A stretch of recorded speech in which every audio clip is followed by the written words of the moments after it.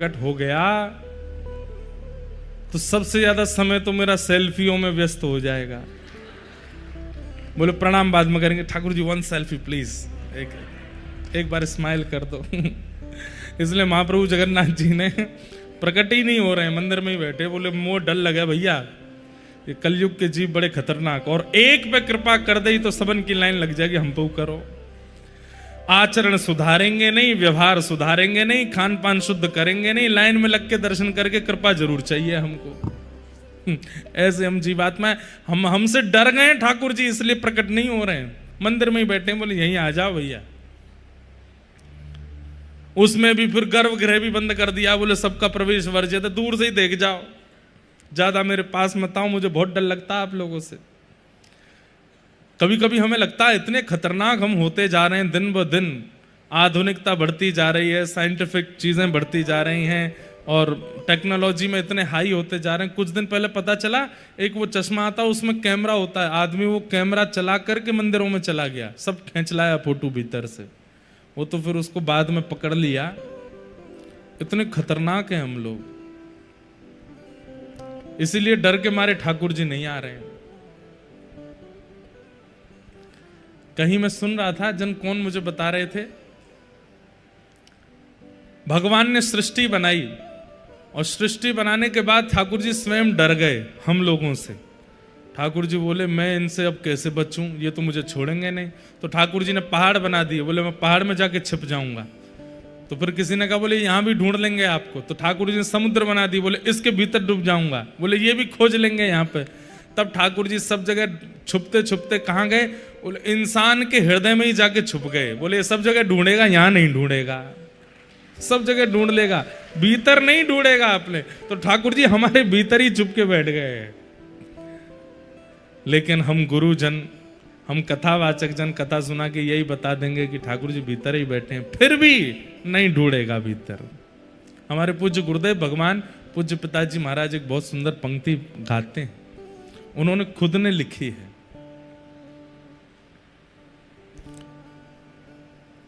ढूंढ लिया जग सारा मैंने, दर्शना तेरा पाया।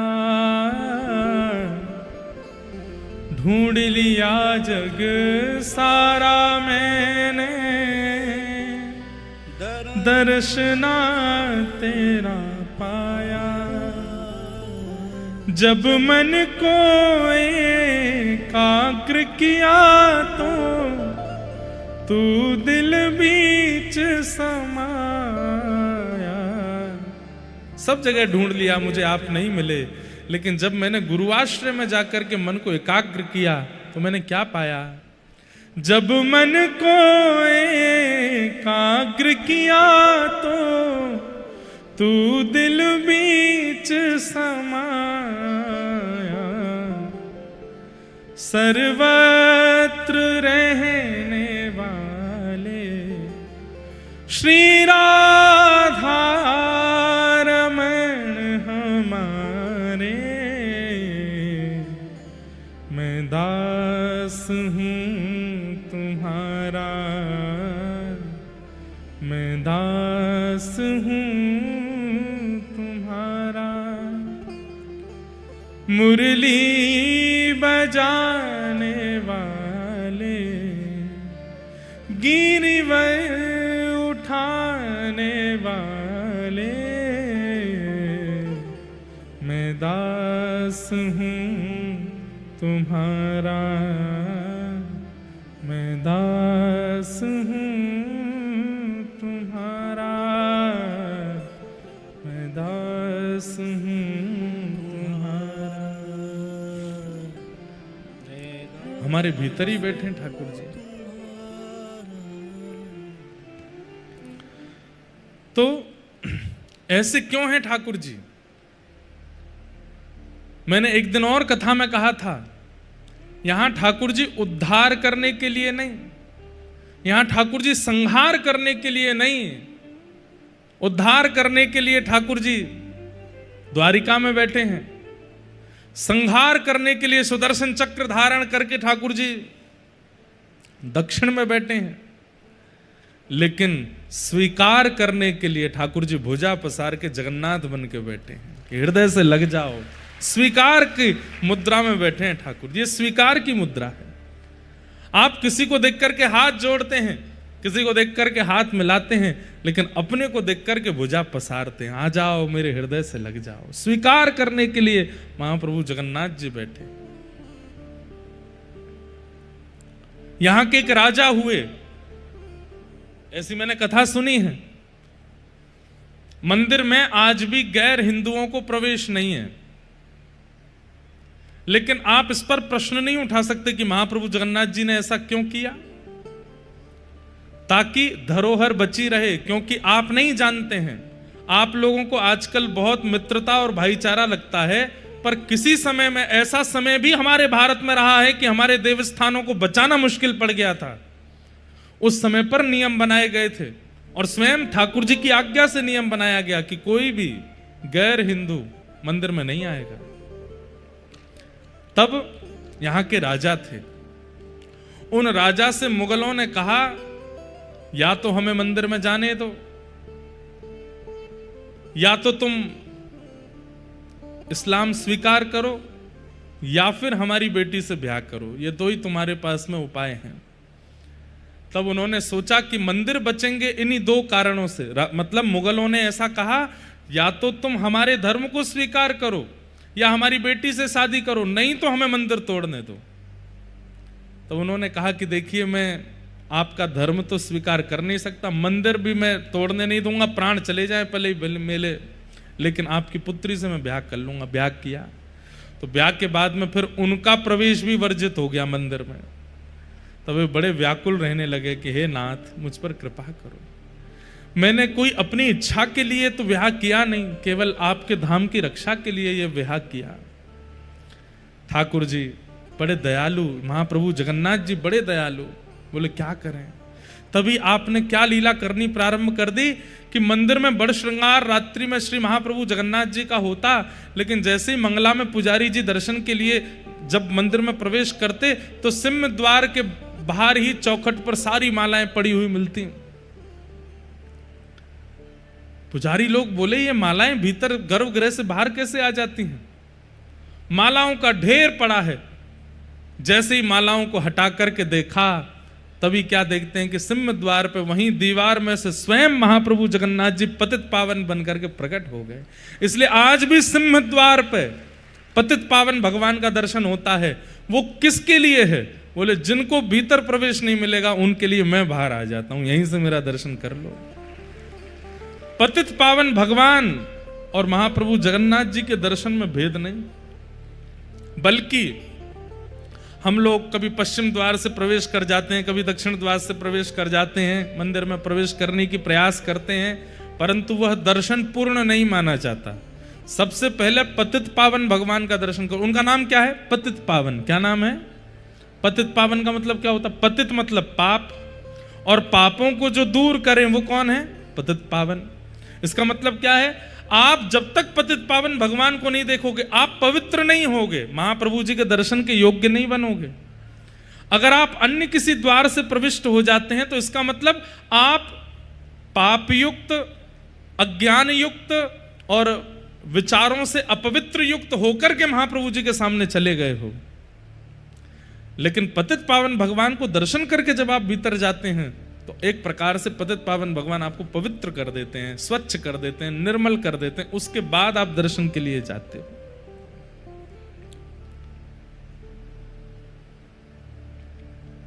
ऐसे पतित पावन भगवान कितने कृपा करके ठाकुर जी प्रकट हो गए। और रसखान कालीन भक्तों के लिए, ताज बेगम कालीन भक्तों के लिए, कई ऐसे भक्त हुए, ताज खां जैसे भक्तों के लिए, सालबेग जैसे भक्तों के लिए महाप्रभु जगन्नाथ ही पतित पावन बनकर के प्रकट हो गए। ऐसा अगर मैं कह दूं तो कोई अतिशयोक्ति नहीं, मेरी बात को अन्यथा मत लीजिएगा। भीतर वाले जगन्नाथ जी ने फिर भी गिने चुनों पर कृपा की है, पर पतित पावन भगवान ने तो सब पर कृपा की है। सालबेग भी इन्हीं के ही दास हैं, रसखान भी इन्हीं के ही दास हैं, और सदना कसाई, सदन कसाई, वो भी पतित पावन भगवान की कृपा से प्रकट हुए। उन पर कृपा भी पतित पावन भगवान ने की। इसलिए सिंह द्वार पे पतित पावन भगवान, उनका दर्शन करो। वो हम जीवों पर उद्धार करने के लिए और जो वैदिक हिंदू परंपरा में नहीं है उन पर अनुग्रह करने के लिए पतित पावन बनकर के प्रकट हुए हैं।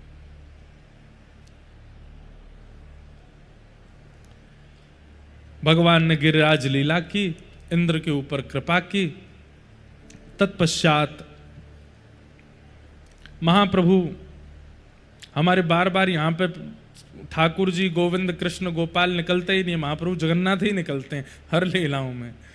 ठाकुर जी ने गिरिराज लीला के बाद में फिर गायों का उद्धार किया, गायों की सेवा की, तो गायों ने भगवान को एक नाम प्रदान किया, गोविंद। भगवान का नाम गोविंद पड़ा। एकादशी व्रत की महिमा बताई गई और तत्पश्चात रास पंचाध्याय का प्रारंभ हुआ। रास पंचाध्याय देखो, वैसे तो रास पूर्णिमा, शरद पूर्णिमा को रास होता है, परंतु भारत के कई प्रांतों में आज से ही रास का क्रम प्रारंभ हो जाता। नवरात्रियों में रास गरबा करते हैं। कथा में भी आज ही रास आया है। आज ही नवरात्रि के प्रथम दिन ही रास का प्रसंग आया है। भगवान पिता रात्रि शरदोत्फुल्ल मल्लिका विक्षरन्तुम मनश्चक्रे योग मायामुपाश्रित।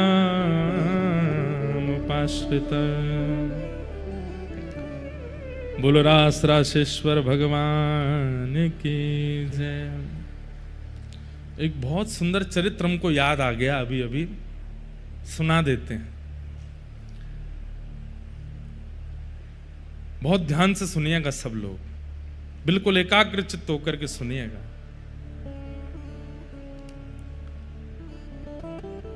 जैसे रास में गोपियों की महत्वता है, ठाकुर जी की महत्वता है, श्री किशोरी जी की महत्वता है, पर ठाकुर जी, किशोरी जी और गोपियों से भी अधिक महत्व किसका है? वंशी का। ठाकुर जी की वंशी। सब लोग इधर देखिए, बहुत ध्यान से सुनिएगा। ठाकुर जी की वंशी अगर नई बाजी होती तो रास कभी नहीं हो पाता। ठाकुर जी की वंशी प्राण है गोपियों की, किशोरी जी की प्राण है उस वंशी में। ठाकुर जी जब वेणुनाद करते हैं तब गोपियां और श्री किशोरी जी आदि सब व्याकुल हो जाती हैं, भावुक हो जाती हैं, दौड़ पड़ती हैं ठाकुर जी के पास।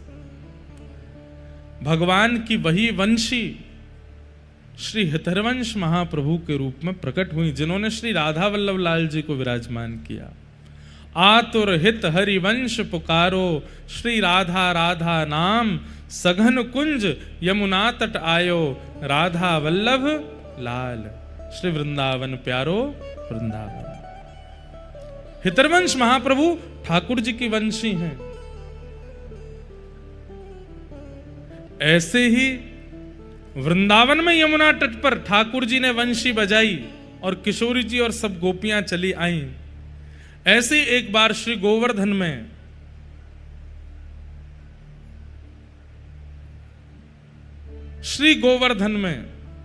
किशोरी जी की इच्छा हुई कि श्याम सुंदर यहां आ जाते तो हम रास बिहार करते। कैसे बुलाएं? श्याम सुंदर तो बहुत दूर हैं।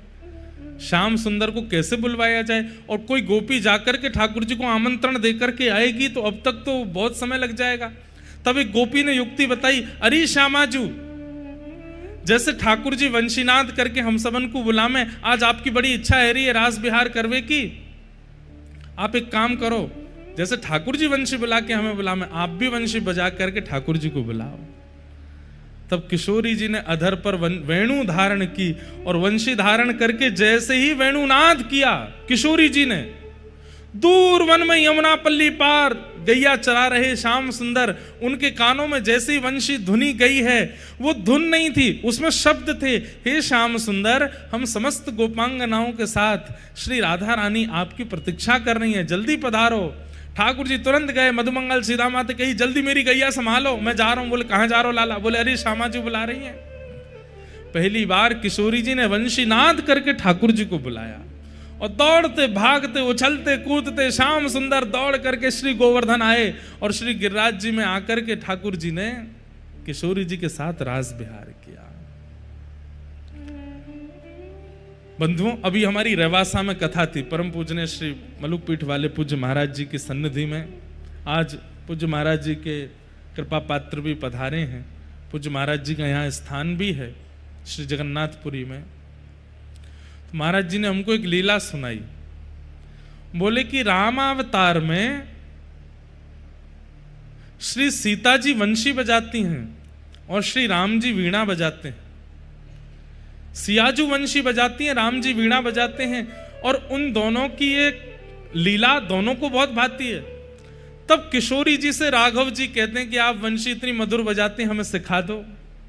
तो किशोरी जी मतलब जानकी जी राम जी को वंशी सिखाती हैं, और राम जी सीता जी को वीणा सिखाते हैं। इसी के भाव से श्री द्वापर युग में ठाकुर जी वंशी बजाते हैं और श्री राधा रानी वीणा बजाती हैं। क्यों? बोले राधा रानी वीणा क्यों बजाती हैं? बोले राम जी ने सिखाया वीणा बजाना। और ठाकुर जी वंशी क्यों बजाते हैं? बोले सीता जी ने सिखाई है वंशी बजानी। गुरु ठाकुर जी की किशोरी जी हैं। ठाकुर जी के नेत्र सजल हो गए, ऐसी मधुर वेणु बजा रही हैं श्री किशोरी जी अपने अधर पर धारण करके। अब उसका पद भी है, पर अब मैं ढूंढने बैठूंगा तो समय निकल जाएगा। एक पद है, किशोरी जी कैसी वंशी बजाती हैं। ठाकुर जी इतने रीझ गए किशोरी जी की वंशी पर। ठाकुर जी बोले हे श्यामाजू, ये इतनी मधुर वंशी आपने बजाई है, ये वंशी मुझ को प्रदान कर दो। किशोरी जी बोली जैसी आपकी वंशी मोते नाय बजेगी, ऐसी मेरी वंशी आपते नाय बजेगी। आपकी वंशी मेरी अनन्य है और मेरी वंशी आपकी अनन्य है, इसलिए आप या वंशी को मत मांगो। तो फिर वही जैसे ठाकुर जी की वंशी हितरवंश महाप्रभु के रूप में प्रकट हुई, ऐसे किशोरी जी की अधर की वंशी वंशी अली सखी के रूप में प्रकट हुए कलिकाल में। आज उनकी जन्म तिथि है आज। और इससे भी बड़ी बात पता है क्या है? श्री वंशी अली जी किशोरी जी के वंशी के अवतार हैं। ये पूरे विश्व को किसने बताया? महाप्रभु जगन्नाथ जी ने। महाप्रभु जगन्नाथ जी ने उनका परिचय दिया कि विश्व में ये जो आचार्य चरण हुए हैं, हितरिवंश महाप्रभु का परिचय श्री राधावल्लभ जी से हुआ, गोपाल भट्ट गोस्वामी जी का परिचय श्री राधारमण जी से हुआ, श्री रूप सनातन गोस्वामी जी का परिचय मदन मोहन जी और गोविंद देव जी ने दिया, श्री मधु पंडित जी का परिचय गोपीनाथ जी ने किया, श्री हरिराम व्यास जी का परिचय जुगल किशोर जी ने दिया, स्वामी श्री हरिदास जी का परिचय श्री कुंज बिहारी लाल जी ने किया। ठीक वैसे ही वंशी अली जी का पूरे विश्व को परिचय महाप्रभु जगन्नाथ जी ने दिया। कैसे? वंशी अली जी का जन्म हुआ आज ही के दिन। और एक और बात बताएं, ये ऐसे आचार्य हैं, आज ही इनकी जन्म तिथि भी है और आज ही इनकी प्रस्थान तिथि भी है। ये अपने जन्मोत्सव वाले दिन ही प्रस्थान कर गए थे। किशोरी जी के परम भागवत भक्त, और दिल्ली में इनका जन्म हुआ था। आपके पूज्य पिताजी महाराज श्री प्रद्युम्न मिश्र जी, और प्रद्युम्न मिश्र जी आपके पिताजी थे। कृष्णावती जी आपकी मैया, जिनके यहां पर वंशी अली जी जन्म हुआ। जन्म लेते ही आपने नेत्र नहीं खोले, दुग्धपान नहीं किया, कोई भी मुख से शब्द नहीं कहा। 3 दिन तक आप बिल्कुल अचेत अवस्था में पड़े रहे, लेकिन आपके पिताजी वृंदावन के ही थे, इस नाते से ब्रजवासियों का आना जाना दिल्ली में लगा रहता था। सन 1700 कुछ में आपका जन्म हुआ था, आज से सन 1700 कुछ में। अब कितने वर्ष हो गए होंगे? लगभग 300 के कुछ वर्ष हो गए होंगे। तो वंशी अली जी के यहां पर ब्रजवासियों का आना जाना रहता था। तो ब्रजवासियों ने आकर के देखा तो यहां पर पिताजी महाराज जो आपके थे प्रद्युम्न मिश्र जी, वो बिल्कुल प्रसन्न मुद्रा में नहीं थे। तो ब्रजवासियों ने कहा आपके घर लाला भयो, आप खुश क्यों नहीं हो? बोले लाला तो भयो, लेकिन जब से जन्म भयो है ना कछु बोले, ना कछु गावे, ना कछु कहवे, ना कछु पीवे, कोई चेष्टा ही नहीं करे। तो ब्रजवासियों ने कहा लाओ लाला को हमको दो। तो ब्रजवासियों पर तो एक ही मंत्र है, गोद में लेकर के बालक को सिर पे हाथ धर के फिरन लगे, कहो लाला लाला राधे राधे, लाला राधे राधे, लाला राधे राधे। जैसे ही ब्रजवासियों ने राधे राधे कहा और राधा शब्द जैसे ही वंशी अली जी के कान में प्रविष्ट हुआ, तुरंत आपने अपने नेत्र खोल लिए, मंद मंद मुस्काने लगे, हाथ पांव को चेष्टा करनी प्रारंभ कर दी। तुरंत आपकी मैया ने आकर के जैसे ही पयोधर का पान कराया तो आपने दुग्ध पान भी कर लिया। राधा नाम सुने बिना आंख भी नहीं खोली वंशी अली जी ने। लेकिन अब भी लोग इनको पहचान नहीं पा रहे थे कि ये कौन है।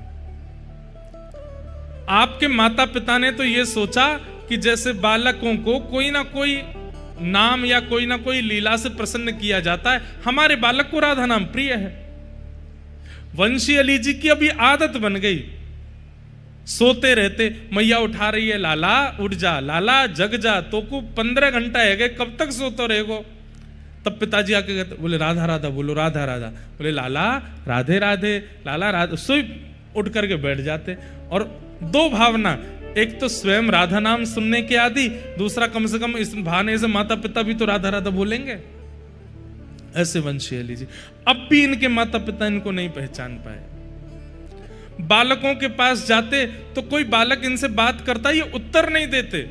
तब इनके घर के आसपास रहने वाले बालकों ने कहा, बोले ये एक ही बात से बात करते हैं। बोले क्या? बोले बात के प्रारंभ में भी राधा बोलो, विश्राम में भी राधा बोलो, तो ही बात करेंगे। तो कोई भी बालक इनसे बात करने जाता, बोलते राधे राधे, तुमने भोजन किया? हाँ मैंने भोजन पाए लियो। और बिना राधा बोले कोई बात भी करता तो बात ही नहीं करते थे वंशी अली जी। आपका स्थान जयपुर में भी है वंशी अली जी का। आप विद्वान ब्राह्मण में जन्मे, ब्राह्मण कुल में जन्मे, तो पिता ने पढ़ा लिखा करके विद्वान बनाया। गुरु जी की भी यही शामत कि संस्कृत के सूत्रों को भी याद कराना पड़ता तो पहले राधा राधा बोलना पड़ता था, तभी सूत्र याद करते थे। प्रकांड विद्वान बन गए वंशी अली जी। एक बार आप जयपुर के राजा के यहां आपके पिताजी की कथा हुई, तो पिताजी महाराज कथा करने गए तो वंशी अली जी साथ में गए। 10 वर्ष की आयु थी आपकी। हम ये बात पूरी कथा इसलिए सुना रहे हैं क्योंकि इनका परिचय कोई पहचान ही नहीं पाया जब तक जगन्नाथ जी ने नहीं बताया। कैसे बताया वो सुनिएगा। तो एक बार वंशी अली जी अपने पिताजी के साथ जगन्नाथ जयपुर गए, तो जयपुर में इनके पिताजी ने कथा सुनाई। तो कथा में पिताजी ने प्रवचन करते सुनाया कि भगवान श्री कृष्ण जब सांदीपनी गुरुकुल पढ़ने के लिए गए, तब सांदीपनी गुरुजी के यहां गुरुजी के पुत्र को पांचजन्य नाम का एक राक्षस ले गया था, जिसका उद्धार करके भगवान ने उसकी अस्थियों से शंख का निर्माण किया, जो कि भगवान का एक आयुध पांचजन्य शंख बना। ये प्रवचन कर रहे थे, तभी राजा ने प्रश्न कर लिया। बोले भगवान एक बात बताओ, आप बता रहे हैं कि भगवान 12 वर्ष की अवस्था में गुरु जी के यहाँ पढ़ने गए, वहां पर पांचजन्य दैत्य का उद्धार करके तब उसकी अस्थियों से पांचजन्य शंख बनाया, तो फिर आपने अभी परसों की कथा में कहा था कि भगवान देवकी के गर्भ से जन्मे और जन्म लेते ही शंख चक्र गदा पद्म उनके हाथ में थी, तो जन्म के समय पे जो शंख हाथ में था वो कौन सा था? बड़े बड़े विद्वान वहां पर बैठे थे। राजा का प्रश्न इतना कठिन था कि इसका उत्तर देना बड़ा मुश्किल। बोले आपके अनुसार 12 वर्ष की अवस्था में भगवान गुरुकुल गए और वहां जाकर के फिर गुरुदेव के पुत्र की रक्षा के लिए पांचजन्य को मार के शंख बनाया, तो फिर 12 वर्ष पहले जब जन्म लिया था ठाकुर जी ने, तो तमद्भुतम बालकम अम्बुजक्षणम चतुर्भुजम शंख गदायुधायुधम, कंस के कारागृह में जन्म के समय शंख कहां से आया ठाकुर जी के हाथ में, और उसका नाम भी पांचजन्य कैसे हो गया? तब प्रद्युम्न मिश्र जी, आपने अपने पुत्र वंशी अली जी की ओर देखा, बोले वंशी, तब आपका नाम वंशीधर था, वंशी अली नहीं था। वंशीधर, इनके प्रश्न का उत्तर दो, तुम पढ़कर के विद्वान बन के आए हो, इसके प्रश्न का उत्तर क्या होगा? तो वंशीधर जी खड़े होकर के बोले, राजन हमारी बात ध्यान से सुनो। बोले क्या? भगवान के 4 अवतार हुए, कौन कौन से? बोले राम, कृष्ण, नृसिंह और वराह। और इन चारों अवतारों में भगवान ने किसका उद्धार किया? वो हिरण्यकश्यप, हिरण्याक्ष, रावण, कुंभकर्ण, दंतवक्र और शिशुपाल।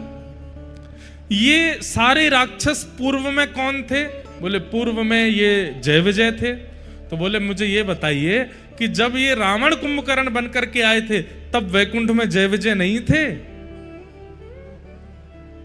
राजा बोले हमने तो सुना है कि ये नित्य पार्षद हैं, ये भले ही रावण कुंभकर्ण बन के आमे, हिरण्याक्ष हिरण्यकश्यप बन के आमे, जय विजय रूप से तो ये हमेशा ठाकुर जी के द्वार पर ही खड़े रहते हैं। बोले ठीक वैसे ही भगवान के आयुधों का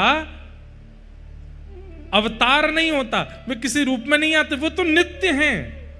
भगवान का शंख पांचजन्य नित्य है, वो सदा ठाकुर जी के साथ में रहता है। लेकिन एक बार पांचजन्य से एक संत का अपराध हो गया, एक ऋषि का अपराध हो गया, जिसके कारण उस ऋषि ने कहा तुम रहते भगवान के पास हो, लेकिन फिर भी तुम संतों का अपमान करते हो, इसके लिए तुमको अपने पद से भ्रष्ट होकर राक्षस बनना पड़ेगा। तो पांचजन्य तो नित्य भगवान के साथ रहता है, लेकिन एक संत के अपमान के कारण संत ने उन्हें श्राप दिया, और इसी कारण पांचजन्य शंख को राक्षस बन के आना पड़ा, और कृष्णावतार में भगवान ने उसका उद्धार करके पुनः शंख बना करके धारण किया। पांचजन्य तो पूर्व से ही भगवान के पास है। जयपुर के राजा का समाधान हुआ, और ऐसा समाधान हुआ कि महाराज राजा ने अपनी कितनी जागीर उनको प्रदान कर दी। आज भी श्री वंशी अली जी की कई जागीर, कई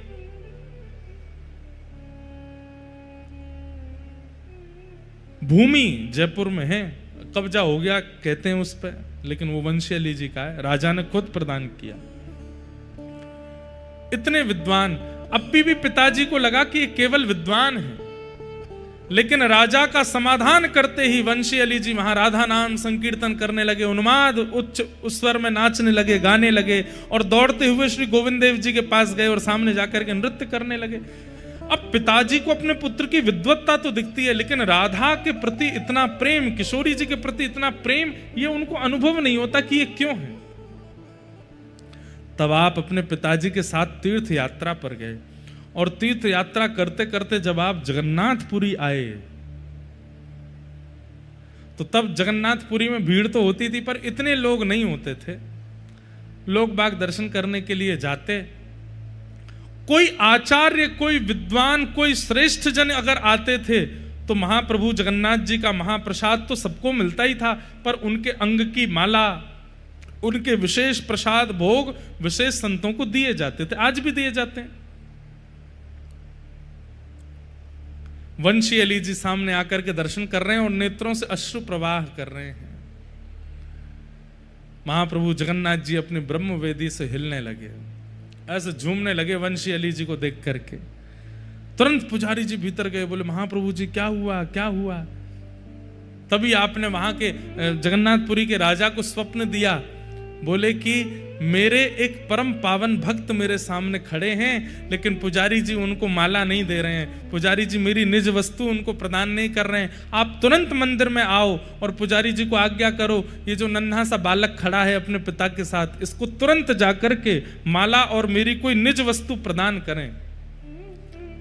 तभी राजा आए और आकर के कहा कि यहाँ कोई ब्रज से कोई छोटे बालक आए हैं, कोई दिल्ली के जन्मे कोई, तो प्रद्युम्न मिश्र जी बोले आपको कैसे पता? बोले महाप्रभु जगन्नाथ जी ने स्वप्न दिया और स्वप्न में आकर के कहा है मेरे कंठ की निज माला आपके बालक को पहनाई जाए। पिताजी बोले हमारे बालक में ऐसी क्या योग्यता है कि महाप्रभु जी स्वयं स्वप्न देकर के कह रहे हैं? माला आदि प्रदान की तो आपके पिताजी व्याकुल हो गए। बोले ऐसा क्या है मेरे पुत्र में जिसके लिए महाप्रभु जगन्नाथ जी राजा को स्वप्न देते हैं? तब प्रद्युम्न मिश्र जी बार बार राजा से कहने लगे, बोले आपसे तो जगन्नाथ जी बात करते हैं ना? बोले हाँ, आप उनसे पूछिए ना मेरे बालक में ऐसी क्या विशेषता है जिसके लिए महाप्रभु जी आपको स्वप्न देते हैं? और ये मेरा बालक मैंने देखा ये मंदिर में जाके रोने लगता है, कहीं भी जाता है वहीं नाचने लगता है, राधा राधा कहने लगता है। मुझे तो केवल इसकी विद्वत्ता दिखाई देती है, पर इसका जो वृंदावन के प्रति और किशोरी जी के प्रति प्रेम है ये मैं समझ नहीं पा रहा हूं। कृपा करके महाप्रभु जी से आप पूछिए कि इसके पीछे रहस्य क्या है।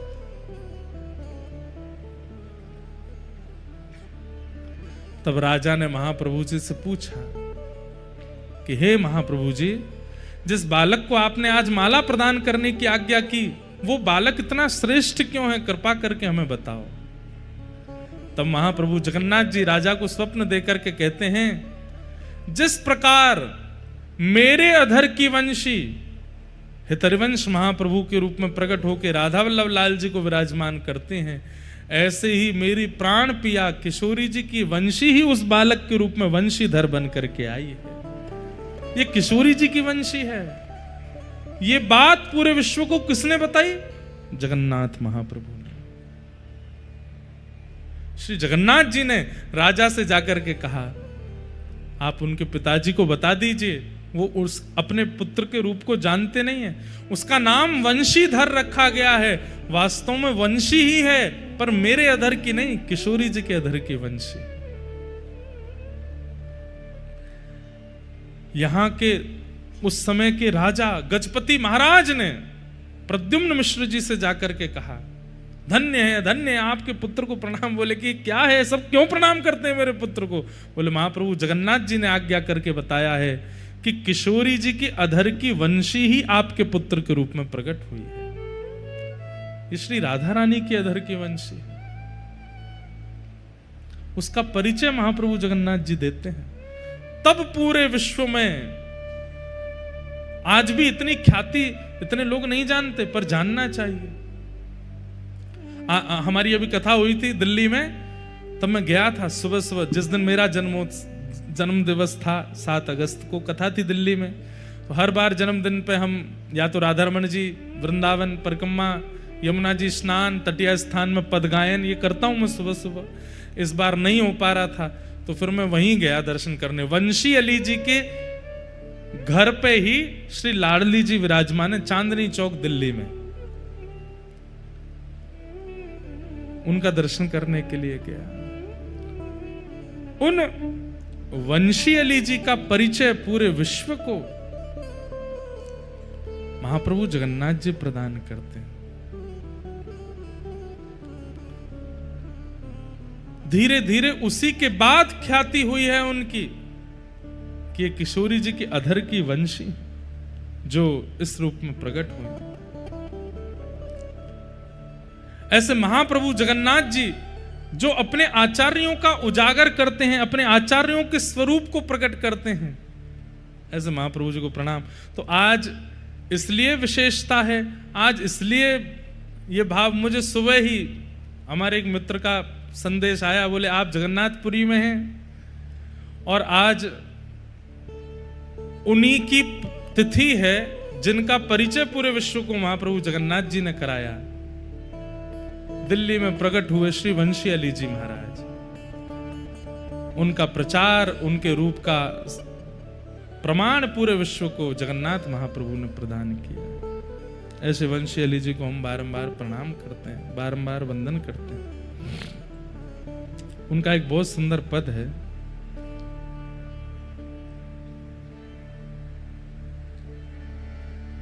ऐसे काल बिताओ निस दिन, ऐसे काल बिताओ निस दिन, ऐसे काल बिताओ निस दिन, ऐसे काल बिताओ निस दिन।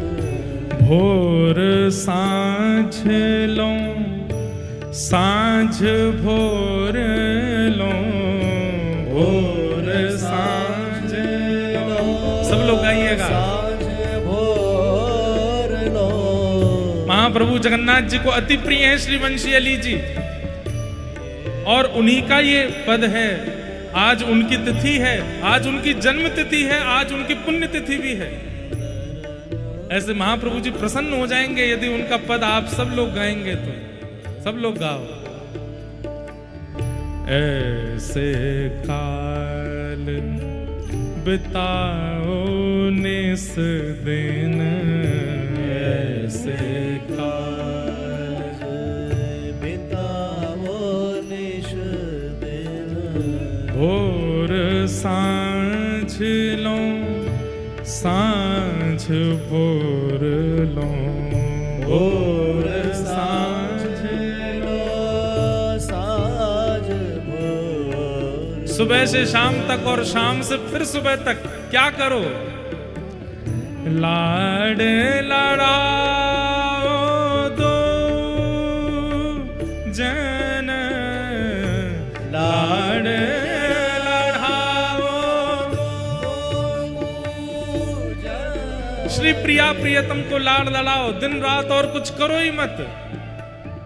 भोर सांझ लो, सांझ भोर लो, भोर सांझ लो, सांझ भोर लो। लाड लड़ाओ दो जन, लाड लड़ाओ दो जन। ऐसे काल बिताओ निस दिन, ऐसे काल बिताओ निस दिन।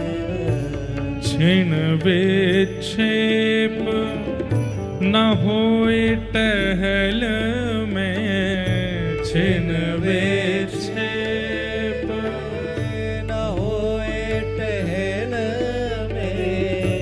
कीजे यह अद्भुतपन, कीजे यह अद्भुतपन।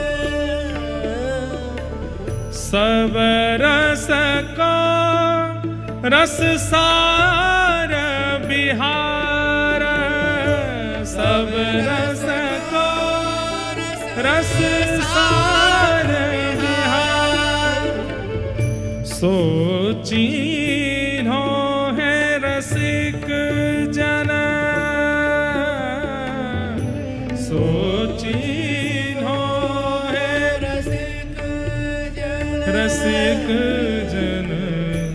ऐसे काल बिताओ निस दिन, ऐसे काल। वंशी अली जी कहते हैं यज्ञ अपनी तरफ है, व्रत अपनी तरफ है, जप अपनी तरफ है, नित्य नियम अपनी तरफ है, लेकिन भैया इन सब रसों का सार केवल एक है। बोले क्या? अपने घर के प्रिया लाल जी को नित्य विहार कराते रहो बस। चाहे जीवन में जैसी घड़ी आ जाए, चाहे जैसी परिस्थिति आ जाए, उनका नित्य विहार ना छूटे। वो सदा नित्य विहार विहारी विहार करते रहें। ऐसी लीला करो, ऐसा भाव रखो। रसिकों ने इसी को सार बताया है कि हमारे ठाकुर जी का नित्य विहार चलता रहे। खूब समुद्र में गोता लगा रहे होंगे, बार बार उंगली पकड़ करके सुभद्रा जी की रसोई घर में जाते होंगे, कौन सी हंडी में कहा बन्नो मुंह को दिखाओ। जे बिमला देवी कौन सी देवी हैं, जे पीछे गोपेश्वर महादेव बैठे हैं, बलभद्र जी सुभद्रा जी गोद में लेके प्यारे गिरधर लाल को पूरे मंदिर में घूमते होंगे। जितनी देर कथा चलती है हमारे लाल जी खूब आनंद करते होंगे, उनका विहार चल रहा होगा।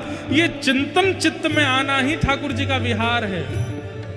आप कोई लीला प्रकट करके उत्सव बनाते हैं वो एक बात है, पर अपने चित्त में सदा ये भाव रखना कि मेरे ठाकुर जी इस समय क्या कर रहे होंगे, इसी को मुख्य विहार कहा जाता है। नेत्र बंद कीजिए और विचार कीजिए, मेरे घर के ठाकुर जी इस समय क्या लीला कर रहे होंगे, और किसी लीला की योजना बना करके वहां ठाकुर जी को लीला बिहारी बना दीजिए। हम अगर जगन्नाथपुरी में, तो हमारे ठाकुर जी भी जगन्नाथपुरी में हैं। अभी कहा कर रहे होंगे, बोले अभी समुद्र की लहरन में खेल रहे होंगे। दूर से सुभद्रा मैया बलभद्र जी चिल्ला रहे होंगे, अरे गिरधर लाल ज्यादा भीतर मत जाइयो, डूब जाओगे, बहुत गहरो है। ठाकुर जी जिद कर रहे होंगे, बलभद्र जी मुंह को घुमा के लाओ। तो श्री बलभद्र जी अपने कंधा पे लेके गए होंगे, समुद्र नारायण से कही हो कि नेक शांत है जाओ, ज्यादा ऊंची लहर मत लइयो, छोटो सो लाला है ब्रजते आयो है, या को नेक डुला के लाऊं। ये नित्य विहार का चिंतन अपने चित्त में करते रहो कि हमारे ठाकुर जी मंदिर में बैठे, सिंहासन में बैठे नहीं, वो कहीं विहार कर रहे हैं। आचार्यों ने कहा है यही सारों का सार है कि आपके दोनों प्रिया प्रियतम विहार करते रहें आपके चित्त में। ऐसे काल बिताओ निस दिन, ऐसे काल बिताओ निस दिन, विविध भांति के और भजन जे, विविध भांति के और भजन जे, लोन बिना जो व्यंजन, लोन बिना जो, आहा। श्री वंशी अली जी कहते हैं आप खूब सारे नियम करते हो लेकिन ठाकुर जी का नित्य विहार चिंतन में नहीं चलता है, तो उसको वैसे ही मानिए जैसे बिना नमक की कोई साग सब्जी बन गई हो, उसमें रस नहीं आता। आप बड़े बड़े अनुष्ठान करते हैं, बड़े बड़े व्रत करते हैं, बड़े बड़े नियम करते हैं, बड़ी बड़ी उपासनाएं करते हैं, लेकिन अपने ठाकुर जी के नित्य विहार का चिंतन अपने चित्त में नहीं करते, तो ऐसा मानिए जैसे बिना नमक की सब्जी बना दी हो। नोन बिना बहु व्यंजन, नोन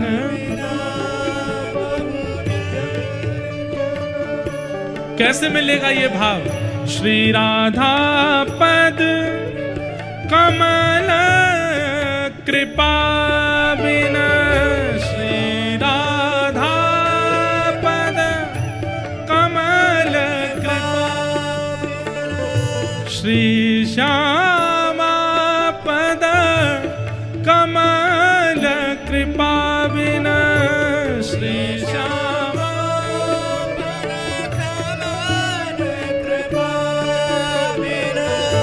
को पावे रस को कण, को पावे रस को कण, ऐसे काल बिताओ निस दिन, ऐसे काल बिताओ निस दिन, ऐसे काल बिताओ निस दिन, ऐसे काल बिताओ। श्री जगन्नाथ महाप्रभु की। ऐसे रसिक का उजागर जगन्नाथ जी करते हैं। आज उनकी जन्म तिथि है, उन्हें प्रणाम करते हैं।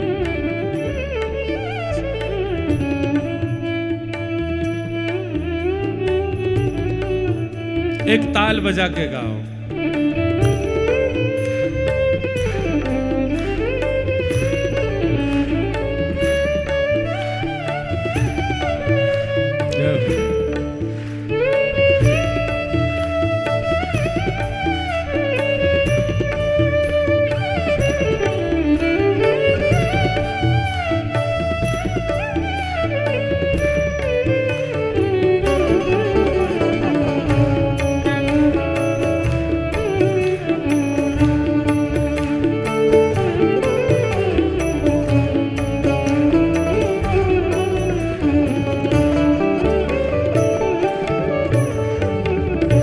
श्री वृंदावन वास रासी रस श्री वृंदावन। सब दोहरा के गाओ पीछे। श्री वृंदावन वास रास रस श्री वृंदावन वास रास रस। समय प्रबंध परम धन समय प्रबंध परम धन हे अलबेली श्रीवंशी अली बली अलबेली श्रीवंशी अली अलबेली श्रीवंशी अली बली अलबेली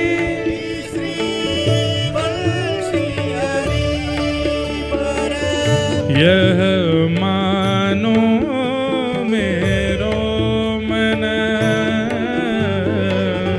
यह मानो मेरो मन यह मानो मेरो मन ये मानो मेरो मन ऐसे काल बिताओ निस दिन ऐसे काल बिताओ निस दिन ऐसे काल बिताओ निस दिन ऐसे बितावो निश हे भोर सांझ लो सांझ भोर लो भोर सांझ लो साँझ भोर लो भोर सांझ लो सांझ भोर लो भोर साँझ लो साँझ भोर लाढ़ लढ़ाओ दो जना लाड़ लड़ावो